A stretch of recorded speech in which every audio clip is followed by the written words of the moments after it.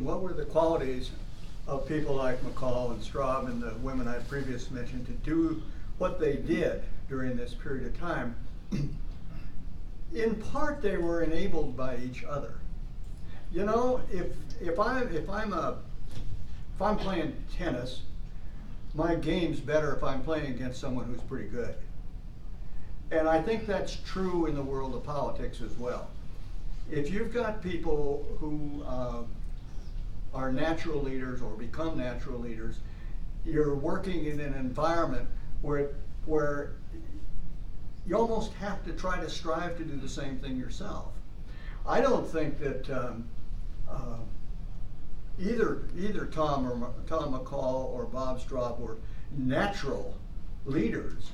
I think they were both cautious in their own way. Straub had a very difficult time communicating. He had a speech impediment that took him a while to get over. He had a terrible memory for names. And he was just not a natural politician. In the book I have a little anecdote. When I began my reporting career in 1958, I was in Springfield, Oregon, working on the Semi-Weekly there. And I was all 24 years old, and I went out to cover a guy named Bob Straub who was giving a speech at some Democratic meeting. I came back and I told my wife, I said, that guy's never going to go anywhere. In my certitude at age 24, I had decided that the guy had no future. Well, he did it a lot through hard work. He was a very bright guy also. Tom McCall had a wonderful ability to communicate.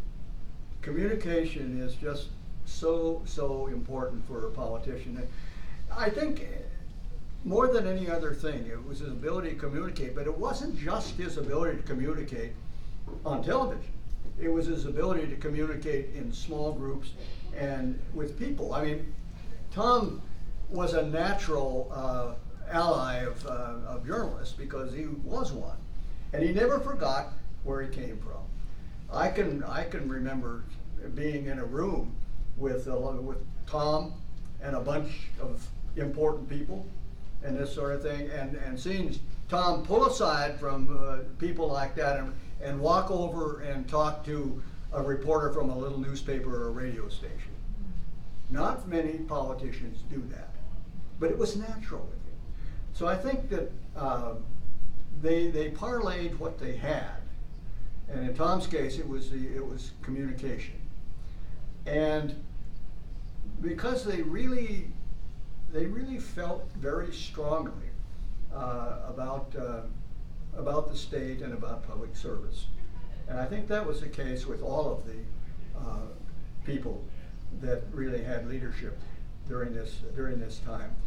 The women who came to prominence during this period, people like Betty Roberts and Norma Paulus, found a cause in the feminist movement that overrode their partisanship. I mean, these were partisan people. You got into a fight with Betty or Norma or Vera Katz or someone like that. You knew you were in a battle against someone who strongly believed. But they found in the cause of advancing the feminist agenda during this period, found something that would bridge the normal partisan gap. And they got all the women in the legislature to support the ERA. And there were some very conservative women, even at that time, in the Oregon legislature. And they came together under this. And now, the ability to bring people together, I think, is awfully important. These were all mature people. They were not young. Some of them had been through World War II, case of Tom and Bob Straub and Mark Hatfield in particular. But they were mature people who knew that they had to bridge gaps, and they did it. Everyone had their own talents and skills. Yeah.